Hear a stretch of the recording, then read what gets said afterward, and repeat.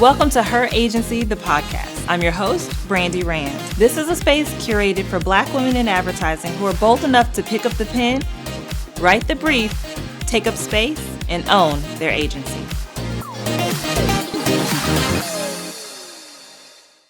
Welcome back to another episode of Her Agency, the podcast. I'm your host, Brandi Rand. If you are in the job market unexpectedly, you're considering a career pivot and a shift and how to navigate it with grace, you don't want to miss this episode. I just had an amazing conversation with my girlfriend, Marinda Yelverton, and you need to hear what she has to say about managing your agency during this pivot. Welcome, Marinda. Thank you for having me. You're welcome. Hey, girl. Hey. Hey. How are you? I'm good. I'm so glad that you made it through. Thank you. Love to have your voice on this platform. Welcome to Her Agency. Thank you. I'm happy to be here. I'm happy to have you, sis. So let's start off like I normally do with everybody, and then we're just going to get right to it. Okay. Tell me the time that you're most proud of when you used your agency in your career. Okay. I would have to say when I made the decision to invest in me first. I feel like in this industry, a lot of times we feel most valuable or esteemed when a company pays for this or there's an exclusive invite to this. And while that is important, like we should get those investments. Right. I made a decision. Like if it's something I want to go to, I feel like I'm going to learn or I'm going to create some impact. Like I'm going to prioritize investing in it for myself. That's so good. And so I'll give you an example. After about maybe being passed up to go to the Cannes Lions, maybe three times, I think. And even though I was the head of the largest department in the global organization executing the work, I was passed up to go. And I said, you know what, like, let me stop waiting. Let me stop being on the sidelines. This is something that I feel is valuable for me. So I'm going to set my intentions to go. No matter what company I'm with, I'm going to go. I want to experience this. I'm going to go. And so as soon as I made that intention and things just started coming and flowing my way. And the funny thing about it all that I didn't expect is that I started to, and that's just one example, but I started entering in these spaces from a selfish place. Versus being a puppet or representing the company. That became secondary. So while there was reward for the company, for the affiliation, and for my presence there, it became about my interactions, my engagements, my thought leadership, my learning. And I try to tell people, especially those earlier in their career, it's something that you really want to do. Don't wait, because especially as Black women, like getting those opportunities are few and far between because we've got to razzle and dazzle and go above and beyond and still not be seen. Still not. Valuable. So yeah. That's a very valuable lesson. And I think you and I had that same decision at the same time because we did. Yeah, we did. We both went to Cannes for the first time in 2024 after I've been in the agency 17 years and hadn't gone. Now, mind you, I wasn't the chief creative or, typically they send the creatives or the very high level people, but being a strategist, working in social, leading influencer programs. And I was just like, well, why can't I go? So my little story about Cannes, when I made up my mind, I just said, there was FOMO. So, the year before, 2023 was popping. And LinkedIn was, I was just like, whoa, the FOMO was so real. So I told my husband, I said, babe. Yes, especially us. Look, yes. It was Black at Cannes. Like, it was, So I was like, I need to be in the building. But I knew my company wasn't going to send me just based on my role, even though I was leading one of the largest accounts at Digitas at that time. So when I made up my mind, I was like, let's start putting some money to the side. And I remember when I got there, that conversation, the through line of owning your agency to be in the building, not necessarily have the full Cannes ticket, but be on the corset, talking to the people, being at the Inkwell and just going to all of the different activations. A lot of people, I'd say about 90% of the people I talked to who look like us was there on their own dime, was not sent by a company. And I just love the power that we're taking back in the industry to put ourselves in positions of power and to have necessary conversations because it's really where a lot of the networking and the big deals are done. Agree. So my network has grown so much since that time. Yeah, but can we talk about it though? You didn't just go. You didn't just go. I mean, I just pulled up. I was in the building, but sis was on the stage. I mean, intention. I and I didn't even expect it. It was just, I'm going, and I started speaking it, and I started saying it, and I put it on my calendar, and it didn't matter, what the company was going to do. I was going to go. Absolutely. And so through just organic relationships and people having an interest in me and being an advocate of me, it was like, the Creative Ladder reached out and we coordinated, and I was on their panel on Pinterest Beach, which was great. It was. I have really strong colleagues at Paramount, and so got to co-host a mixer with Paramount's Content for Change and do their panels. And it just shows the power of networking and people resonating when you show up as yourself. And so it was like, okay, so I'm not just going as a participant. Now I have a canned ticket. Yes. And access. And I get to go and look at the awards and go to the different sessions and decide how I want to curate my time, which was overwhelming. But it was just so powerful in the sense of, even though by the opportunities I got, I did show up in a optically in a very official capacity, but I was still there on my own dime, on my own will. And so I got to create an experience that was first had me as a priority. Where do I want to show up? Who do I want to fellowship with? What do I want to learn? What conversations do I want to be a part of? Absolutely. And that's the part where my agency took over. Absolutely. Personally. So, yeah, that's good. Yeah. The ability to be there independently and move about as you will. I almost prefer it. Yes, because I had a former colleague of mine who was there, and she was on a couple panels, but she had to go where leadership went and do the dinners and do the things, but everybody else was outside, and it was just a awakening to see. Now, and I don't want to discredit the access to get to the basement and see the work. Yeah, because for me that was phenomenal and very inspirational. However, it's not necessary. Like if you want to go and experience, you should definitely do that. That's beautiful. Yeah. Tell us a little bit about like your roles and just what your role has been in advertising, in the advertising space. So I've been on the agency side my entire career. I've worked in traditional advertising. I'm talking newspaper days, radio days. Okay. I've done that. Yeah. I have been with a digital shop and done affiliate marketing. And then I just got really curious about social and influencer marketing at the time. And there was a lot of kind of synergy and crossover between affiliate marketing being a performance based kind of channel and influencer marketing at the time, and decided to pivot. And I mean, this is at a time where we were still like reading mommy blogs and, Yeah, at the inception. Yeah, it was at the inception. And I didn't know that it was such a pivotal time, but it felt right to me. And I, as a consumer, was starting to lean into like the bloggers and like find my people in that way. And so I said, let me shift. Yeah. And I happened to be working on a client at the time that had an affiliate program and an influencer program. And so I was able to shift within the agency, and they found value in that because I could speak to both worlds. Right. And so I've been on that wave ever since. I've worked at startup global agency. I've been at probably some of all the biggest ones: Ketchum, Edelman, UEG, Endeavor, the big ones, Endeavor as well. So I've been able to, my path has been primarily focused on creator, influencer. I've even done traditional talent as well and social media, but I've been able to do it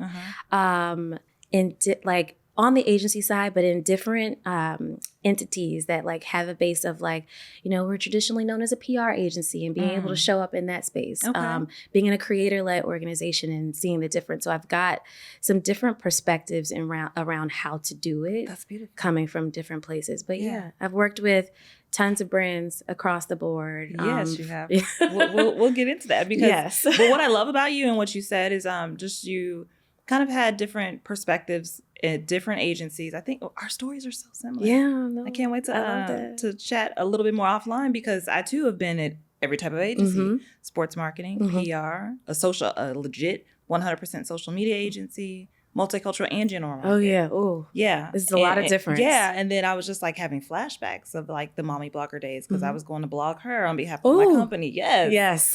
Talking to the mommy bloggers. And it was just a really interesting time. Yeah. And I think that those who position themselves at that time, we really have just a thorough knowledge Yeah. of the space and how everything's evolved. We've seen a lot. Yeah. And I think it's continuing to evolve. So I think people that have been in it since at least that time know that it's ever changing. For sure. You're always learning. You're always These shifting. newbies, they don't know the days of like sending links and connecting blogs. And no, they don't know. No. They don't know. I love that. So you've always been an advocate for representation, a strong advocate. Like you're very vocal about that. And thank you for that. Yes. Because a lot of us are in the space, but we don't necessarily talk the talk and walk the walk. So just share how your journey has shaped your perspective on what representation really means. Yeah.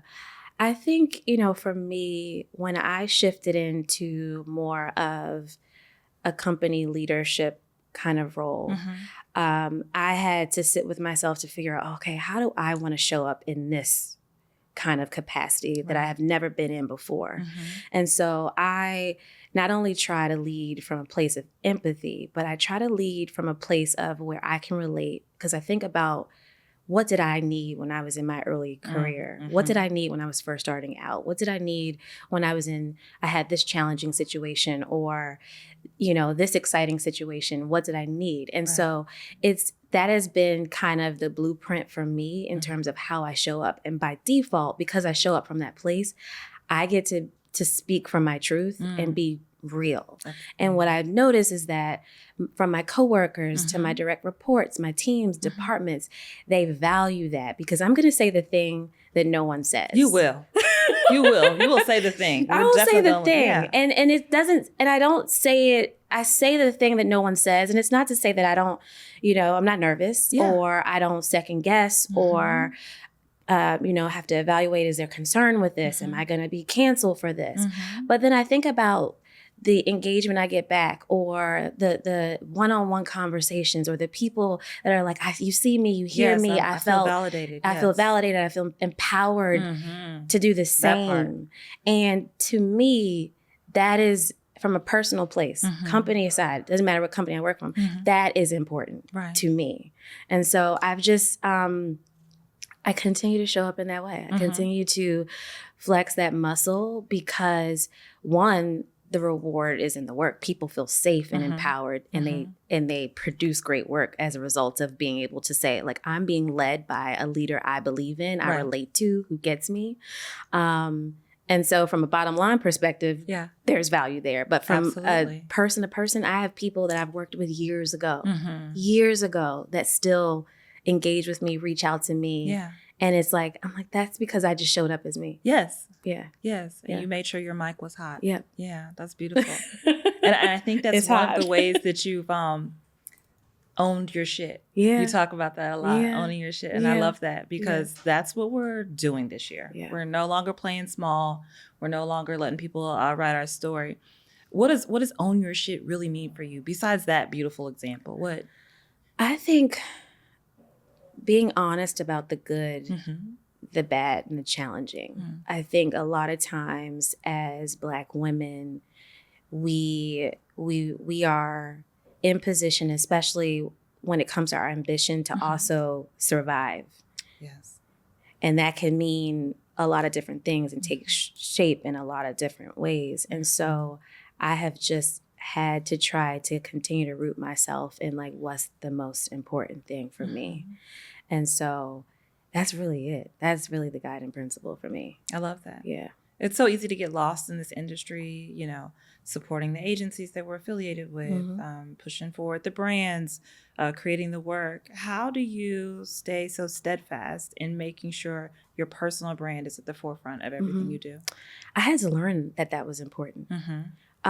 Because for me, honestly, when I talk about just showing up and being honest about the good, the bad, and the challenging, I will say, for me, a lot of my worth I have drawn from my title, my professional status at the time, the company. And I realized, I didn't know it at the time, but through just aging and learning and going through different things, I realized, oh my gosh, like, I can't hinge my self-worth on how a company views me, how they pay me, how they value me, how they promote me. It can't hinge on that. Right. Because we live in a capitalist society. Okay.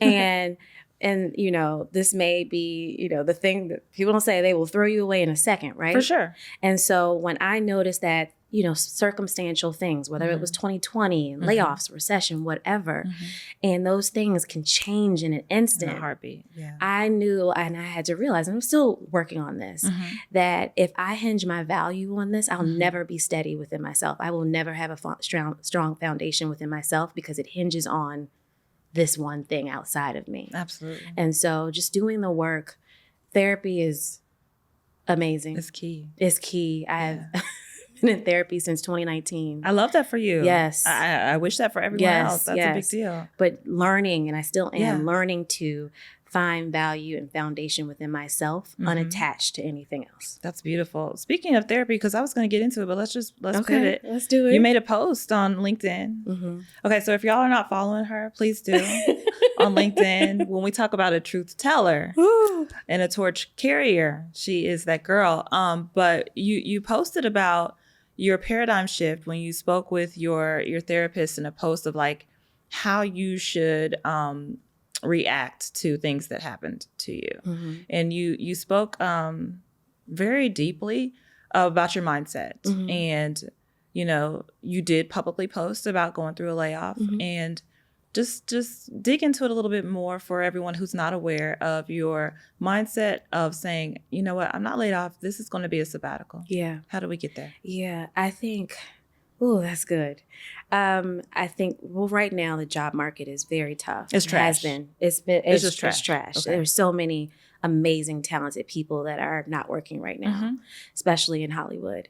And so I was laid off 5 days after attending Cannes and all over social and razzling and dazzling, right? Yeah. And so it was, but I knew that I was out of alignment. And so when the layoff happened and my family and my community and my friends just started pouring into me, who had kind of known what I was emotionally and personally going through, being out of alignment in this space, it shifted into a relief. And so what I said was, okay, you have not had a break like this since the 2007, 08, 09 recession. Going hard. I mean, I got laid off in 2020, but I literally had a job within 6 weeks. Nice. And so everyone from my mom was like, you need a break. Yeah. And you knew that it was, you said it, you put it out there to God, like, it's time to shift. And he was like, okay, you're not moving fast enough. Let me help you. Here we go. And so I decided to, instead of calling it a layoff, because yes, it is a layoff, but to take the time and let me use this as a sabbatical, let me rest. So I stopped posting on LinkedIn. I consider myself a creator. I love fashion. So I was leaning into that. I was having a good time. I'm new to LA. And I just said, I'm going through grief. I know that. This has a lot of complex emotions for me. I'm angry. Right. I'm angry. But this is also a relief. And this is, let me take hold of this time and let me shift the narrative around this time. Absolutely. You know, I haven't been casted away. I've been relieved. Yeah. And so that was the shift for me. And I had to own it in that way. And I know that there's privilege that comes in with that, you know, and everyone may not be in the same capacity to look at a time like this. Right. But thankfully I had the support and was able to do it. And I still am. And while I have my moments, trust me, it's a roller coaster. For sure. Reframing it in that way has helped me so much. I love what you said about putting it out there. Yeah. It's so funny. Like, our stories are so similar. This time last year, I told my husband, I said, you know what, babe? Been in the game for a while. Getting tired. Yeah. I'm getting tired of convincing these clients what they need to do, how they need to do right by the consumer base they claim they're trying to reach. And I was like, you know what? I'm going to retire next year from advertising. So, you know, said it. Didn't really have a plan of how. And this is just a major key that I've been telling people since my transition, because I was laid off a month before Cannes. Okay. Mm-hmm. That's right. We talked about that. Yes, we did. But remember, we talked also about owning our agency and getting in the building. Mm-hmm. So mind you, I had been laid off. The, checks wasn't coming in. Mm-hmm. Sis had already booked flights, everything to go and, network, mm-hmm. which was a beautiful experience. Mm-hmm. And has led me to this opportunity now of creating her agency, the platform. But I just want people to be mindful of, like, when we say a thing, mm-hmm.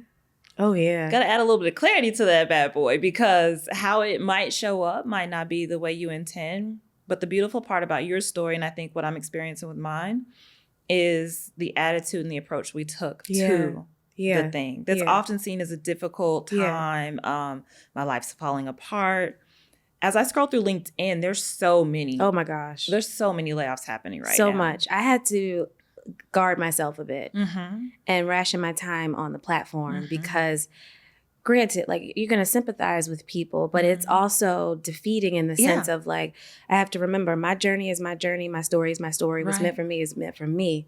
And I can't allow someone else's experience to project on, like, my own own hope, Yeah. And so, like, I could sympathize with it, but I had to ration out the time. And that's why I also thought it was important to share the way I shifted, the way mm-hmm. I was looking at it, and to show my layoff story. Absolutely. To just give a different perspective of, this is hard. Yes. And I know I may present a certain way mm-hmm. and people think you've got it all together, mm-hmm. but I'm going to give you some vulnerability. I'm strong. Yeah. All of these things. But, like, this is how I'm able to show up this way mm-hmm. because I'm doing the work internally. Okay. I'm doing the work internally. Run that back. Because that's the part a lot of people miss. Yeah. The outside, she's okay. Mm-hmm. She's got a nice network. Mm-hmm. She's mentally available mm-hmm. to move in this way and to accept it. But no, you've done the work. And I'm still doing the work. Yes. And it's daily work. And some days I don't get it completely right. Mm-hmm. And it shifts, and I have to, like, bring myself back. I have to bring myself back. And so that's just it. Let's dig a little bit more into the role your network plays for you. Yeah. Because I know that I did a post about you from Cannes, because I was like, this is dropping the gems from the stage. Yes. and while I was getting a lot of traction, because I dropped a shit ton of content mm-hmm. from Cannes, your particular post in my little LinkedIn world did numbers. and then what I loved about it so much is people were, like, specifically commenting to the quote that I said mm-hmm. about you. So just tell me how, besides just in a digital capacity, mm-hmm. and you've touched on it a little bit, but dig in a little bit more, how important is your network and how have they shown up for you just really in this season? Yeah. I will say that literally the day that I was laid off, that morning, and I was in a bit of shock, but my reflex was, I'm going to own this narrative and I'm going to own this story. Mm-hmm. And so I posted on LinkedIn that I was laid off. Mm-hmm. And it just so happened that... Was it the same day? It was the same day. Wow. It was literally the same day. It was like an hour by the time I got home. And I posted on LinkedIn sharing that I had been laid off. Mm-hmm.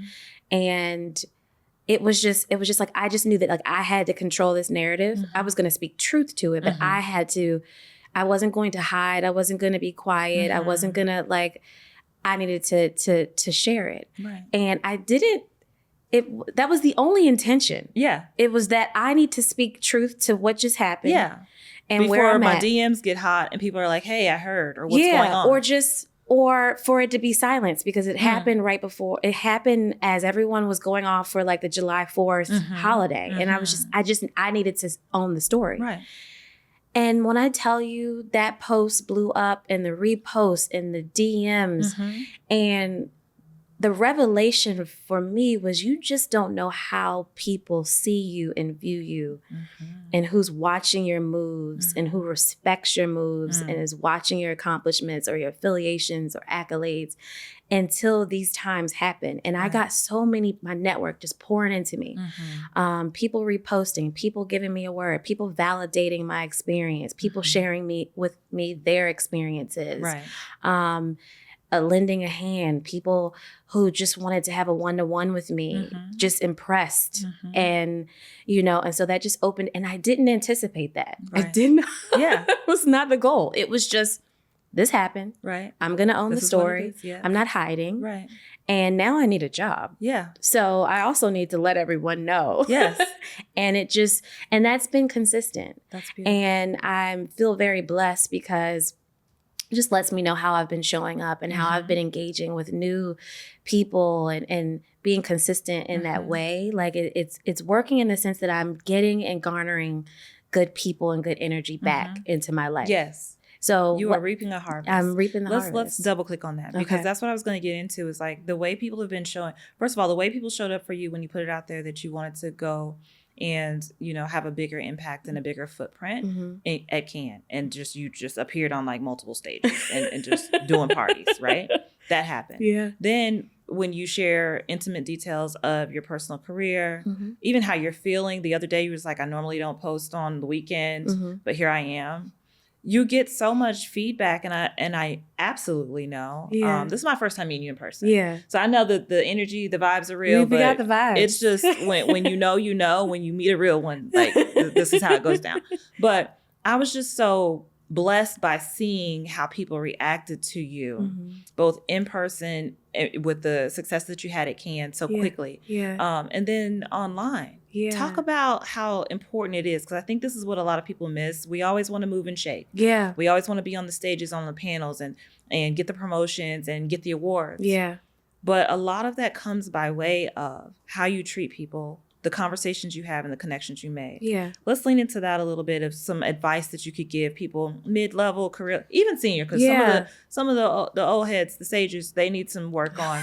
Building relationships too. What does that look like for you? Are you a Black girl in advertising? If so, we've created the most amazing space just for you. If you are ready to thrive and not just survive in this male-dominated space, if you want to lock arms, build community and culture with others that look like you, join her agency, The Collective, a place where we're having real conversations, doing the work, building our brands, taking up space, and owning our agency.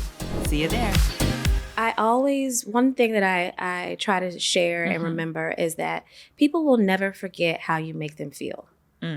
And so whether that's good, bad, indifferent, they will never forget. They may forget your name, but they will never forget how you make them feel. And that's because there's always an energy exchange. And so I think about that.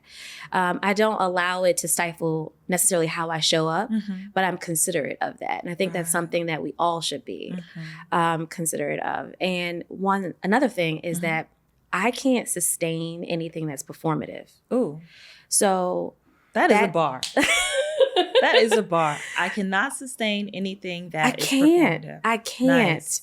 And even though these corporate spaces do require an element of that, I am very much aware of when I'm switching into a performative nature.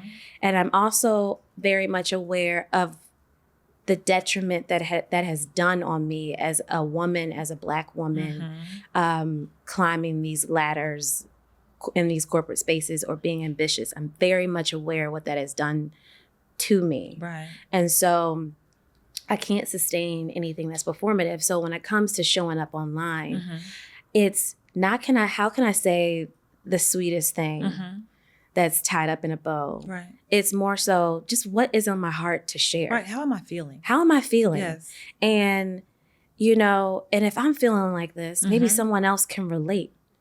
And so it comes from that place. That's beautiful. It's not curated. Yeah. It's not premeditated. I don't have a content calendar. I don't it's just. No. You drop stuff real time. It's just real free. And it may not be at the best, time for engagement for and algorithms, all of that. Yeah. But who cares? But who cares? Yes. And so anything I post, whether or not it's on LinkedIn or it's my personal Instagram where I do a lot of lifestyle fashion content, it comes from a selfish place. It's just this is the vibe I'm on right now. Absolutely. And I put it out there. Yeah. It's your platform. Yeah. And I think people see the authenticity in that. That she's absolutely just they do. Yeah. I think that's what attracts so much. You use the word energy.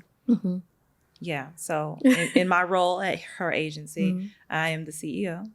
Chief Energy Officer. Ooh. Like, it's all vibes. It's all vibes. It's all vibes. Like, I reached out to a very specific set of Black women who, in my mind, embody leadership, charisma, owning their agency in the manner in which you do. And when I reached out to each of you, some of you I knew, some of you I had seen in passing, but it was all energy. Yeah. This first season it's so necessary. Is vibes. Yeah. And when we talk about the energy exchange, meeting people where they are, how important is that to you with your next season and how you move and where you choose to show up? It is so important to the point where I don't know what the next season looks like right now. And I think I'm being in this sabbatical, in this space and season I'm in, I'm being required to kind of sit still. And that's not the most comfortable thing to do. It's kind of hard sometimes. It's very hard. It is. It's very hard. Especially when you've just been a boss and you're just moving and shaking. Yeah, going. You know? Yeah. And so but it's so important that this time that I have is not, that I don't take it for granted, that it's not in vain. Right. And that I make sure that the next place I step into, it embodies more. And I know nothing's going to be perfect, but it embodies more of the energy and the values that I have, that I need to thrive and excel. And so I'm trying to be, yes, we've got to pay bills. Yes, the bills don't stop. I am trying to be very thoughtful and allow myself to explore what that looks and feels like. And I don't fully have the answer yet, but I know what I don't want. Ooh, that's important. And yes, that's very important. And my therapist has been very much coaching me in the way of like, you've identified what you don't want. You've also identified spaces and times where you have thrived and your nervous system has been more balanced and you have felt more empowered to go after the challenges and problem solve and excel and all of these things. You know what that recipe is. Right. And you know what it isn't. And so that's the stage I'm in right now. That's beautiful. Yeah. That's beautiful. You've done a lot of work to work with your therapist and have some things pulled out. Yeah. But I feel like there's some other things that you tap into just to know thyself, right? Yeah. And to be tapped into intrinsically who you are so that you can make some moves. Because a lot of our conversation today has been focused on the career. Yeah. But how do you leverage that for your personal life and just how you build relationships and the people you decide to meet and have in your circle? Yeah. I will say, thankfully, I mean, I went to an HBCU, Clark Atlanta University. I did a little time in the AU. I went to good old Mo B right before they lost their accreditation. Girl, Daddy was like, "What are you doing? You need to come home." Oh my gosh! Well, we were there in Atlanta at the same time. Yes. So yes, I am a CAU alum and proud. Yes. And so I have been fortunate and blessed through that experience, which is literally one of the best decisions of my life, to have strong networking community. Yes. I don't know a life as an adult without it. That's beautiful. And so, yes, it's so beautiful. But I think and I think a lot of Black women experience this, being so headstrong and so focused on ambition and climbing a corporate ladder and getting the title and the promotion, my personal life has taken a backseat. Relationships and just different things, like my world has centered around my career. Right.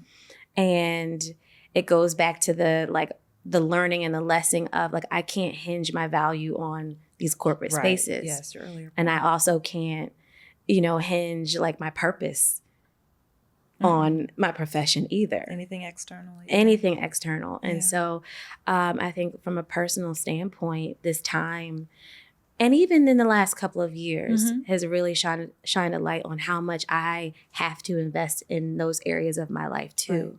The enjoyment, the time outside of work, those are actually more important. My family, more important. And so this is also forcing me to do that because I'm not distracted. You're not distracted. You're focusing 100% on you right now. Yeah, I'm not exhausted by 5 p.m. when I get home from work. Like I have time to cook. Yeah, and so it's eye-opening how much of myself I have historically revolved around work. That's beautiful. And so how much have your ambitions changed? Like, we always have the list. We want to be CMO or we want to be head of this or so. I don't know if I want. I don't know.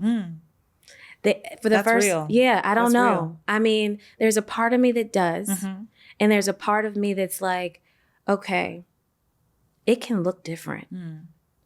And just explore for a moment if you do something different, if it looks different, if the formula is different, you know, so that has sparked up, you know, thoughts around entrepreneurship. I have had so many people come to me on LinkedIn, on Instagram, in passing, at homecoming, like, do your own thing, Marinda. Do your own thing. And I'm like, I don't know.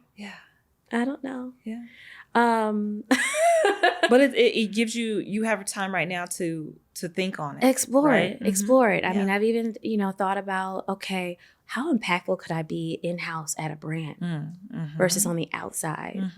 And so, you know, I do feel like sky's the limit. I'm open. The job market is tough right now. The space is tough right now. But for the first time, I am allowing myself to change the plan, to change the blueprint, the formula, to look at it a different way, test and learn in a different way, or, you know, not go after the same thing because I know what that already is. You know, so we'll see. That's beautiful. That's beautiful. I was gonna ask you, so let's just open up the aperture. Okay. What are you excited about? What's next for you potentially? Where are we looking to aspire to in the next maybe just 6 months? Are we still? No, I will say what excites me the most right now is leaning into projects within my network. Oh, like my therapist, bringing up her again. Well, shout out to the therapist. Yes, the therapist. Yes. We all need one. She has been very much challenging me to lean into things that excite you. Yeah.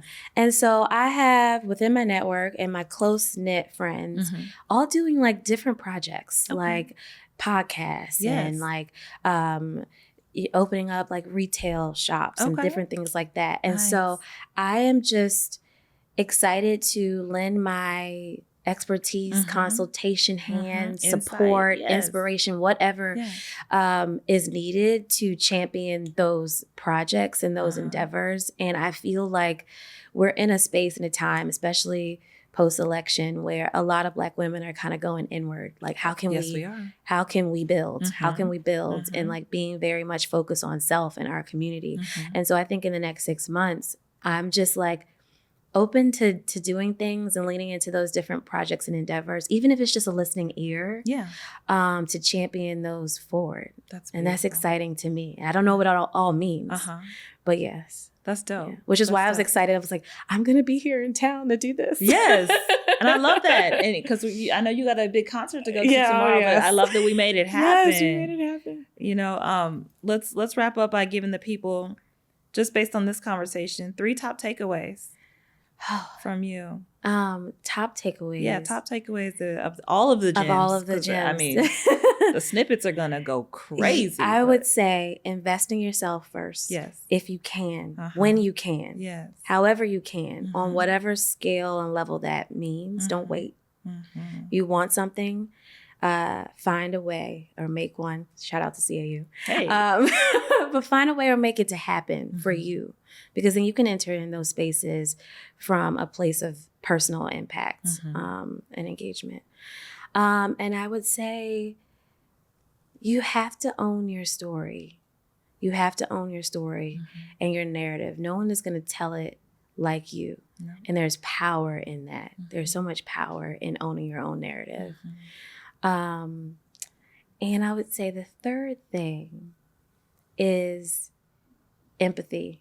Oh, just lead from that place, because I think by default, when you lead from that place, there's relatability, there's accountability, there's truth, there's honesty that just happens by natural reflex of that. And there's so much power in that. There is. Yeah.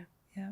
So just being in a space of uncertainty, right? And having this planned out ideal of your career trajectory, have you had a chance to grieve, or are you grieving the person that you thought you were going to be with this new pivot? Yes, that came? Absolutely. I am experiencing grief daily, and it shows up in different ways. I think oftentimes when it comes to grief, we don't realize or understand a lot of grief is intertwined with regret. And so regretful decisions, regretful moves. I should have, could have, would have. Did I? I didn't see these red flags.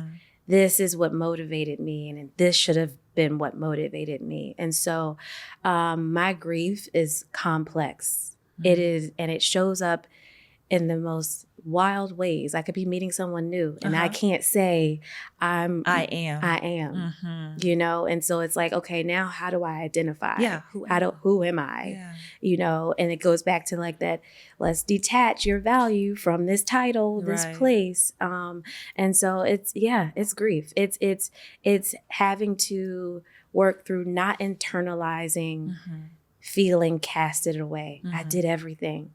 I razzled, I dazzled, I danced. I raised my hand. I went above and beyond. I did the all that. I did the extracurricular activities. You did the happy hours. I did the happy hours. You know, I endured, mediocrity. At the highest level. I had to, massage my own ego in spaces that I knew I was too good for, and so it comes out. I'm grieving all of that. I'm grieving all of that. I'm grieving the not treating myself better, the not choosing better, and still trying to show up in spite of this isn't right for you. Right. And so it's deep. How do you prevent turning that into resentment? Ooh. I don't know. I think you almost have to go through a season of resentment. I think that's just a natural human reflex to situations such as this, or when you do experience regret and grief, or regret intertwined with grief. But understanding that is what it is, and understanding what's fueling it, and then being able to detach yourself away from the situation. Because I think a lot of times, at least for me, you replay stuff back over and over and over again. And what you're doing is you're re-traumatizing yourself. I say it again, like reliving literally the experience in the moment in which you were in and how you felt. Yeah, you just over and over again. And so I do think, there's a period of resentment that I think is just a human natural reflex and as a side effect of grieving. And then, but there's something beautiful that comes out of it. You can kind of become very steadfast in who you are, right? And your own consistency. Right. And my grief has caused me to have to look back. How many times did you get over? How many times did you come over? How many times did you succeed? How many times did you push over and come back up stronger? And so it's an exercise. I don't know when you ever stop grieving a situation, but I do think it may transform into other things, for you. And the grief hits harder when the decision wasn't yours. Yeah. Because sometimes we raise our hand and decide to leave places. There's been a time when I quit on the spot after a meeting. Yeah. And I was just like, and I did grieve what I wanted from that opportunity. But when you get to a place where you're just at a point and you're like, this is not healthy for me to remain, you have to go, and the grief does still set in. Yeah. So it's a double-edged sword where, whether you make the decision or not, there is a process that you have to go through. Yeah. But when we talk about grief and resentment, then there comes resilience. Oh yeah. Right? Oh yeah. But how do we toe the line and just not abuse ourselves of being overly resilient as Black women? Right. Because we love the most all the time, and we fix everything for everyone, and oftentimes there's so little left for ourselves. We do, and we don't allow the space to feel all those feelings. Right? We would immediately go into that toxic positivity. Oh my God, yes. So many times. Or, a Bible verse or whatever it might be, versus allowing ourselves. Or disconnect. Right. Detachment. It's, and so I think it's important to exercise and practice allowing yourself to feel all of that. And especially when it comes to being resilient. And in this job market with so many people that are laid off, I think, it's easy to attach resilience to you got that job offer. Yeah. But you need to find the resilience before that opportunity comes your way. Because one of the things for me that I have said especially not knowing what the next season will bring, is I want to make sure, like, I'm not putting the pressure on myself to be perfect. Right. Or, in the perfect mental state, but I know the parts of me that are broken from the grief. I want to mend and heal those things before I show up in the next role, the next position, the next job, the next season. I want to show up a certain way. That's a lot of work, though. It's a lot of work. And sometimes that gets ugly. It gets very ugly. But I have experienced not doing that work and bouncing from one place to the next without doing that work. And where going from a toxic situation to a toxic setting, and you hoped it was better, so it's important to do that. It compounds the trauma. It does. It does. And that's where that regret comes in. It's like, you were running from something, but you didn't. You ran smack dab into something else.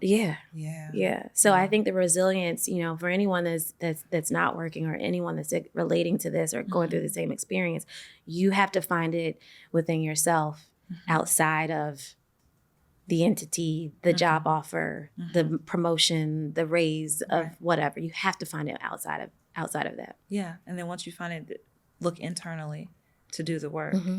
I love what you said about uncovering the pieces and looking at the parts that were affected by that. Yeah. The self-worth, all of it, the self-image, the conversations at family gatherings of whether or not you got the promotion. Oh, girl, you're not working? Yeah. I mean, even like when it comes to dating, and I have been really intentional about when I was working, trying not to lead with my job in conversation. We do it so often. And so now not even being able to lead with that, and trying to make sure that in my sabbatical, as I've reframed, that I don't feel insecure about the sabbatical and the layoff and not working right now, that I am worth the rest. Yes. My birthright to stay still is here. And so, it's interesting. I love how you're navigating it. And I think that this is going to speak so much truth and empower so many people of just how to move in this season. Whether they set the season or it was set for them. Absolutely. When we talk about building community, when we talk about advocating for each other and just knowing what it is and where we necessarily shouldn't be, does that look like calling a spade and giving someone a heads up and a warning? Does that look like someone in leadership that is there long enough to stick it out, creating a different culture? That poses so many questions on how we should move. I think it's both. Because I think some places, while this sounds negative, it might be a perspective that most won't say, I think some places are beyond repair. The systemic issues and the culture that's rooted there is the foundation. True. And we spend so much time trying to uproot and so much time trying to change and evolve and optimize versus building our own. And there are some places where that is just who they are. And so I think in those instances, in those scenarios, it's on us to protect and be real, not be performative, not be a puppet and a representative, but just say like, girl, this isn't it.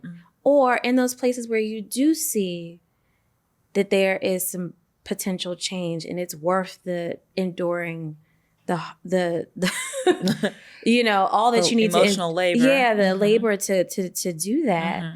Then you say, okay, let me invite some more people in. Let's make this more colorful. Let's make this more inclusive, because there is something here that if we just pour into it, we can grow this. We can build something, or that's better. The critical part though is us being around long enough to be a stakeholder to make that change. So many of us are just leaving the industry altogether. That if there's no one there to pass the torch to, then that could be a problem as well. That's a critical thing as Black people in advertising, and just knowing that in leadership positions, there's not many of us. And we've got a dope pipeline of people coming in through programs like One School, MAPE, Add Color Leaders. But at some point, that middle level is not there, and then at a higher fidelity, the top level is not there. It's not there, and we need more.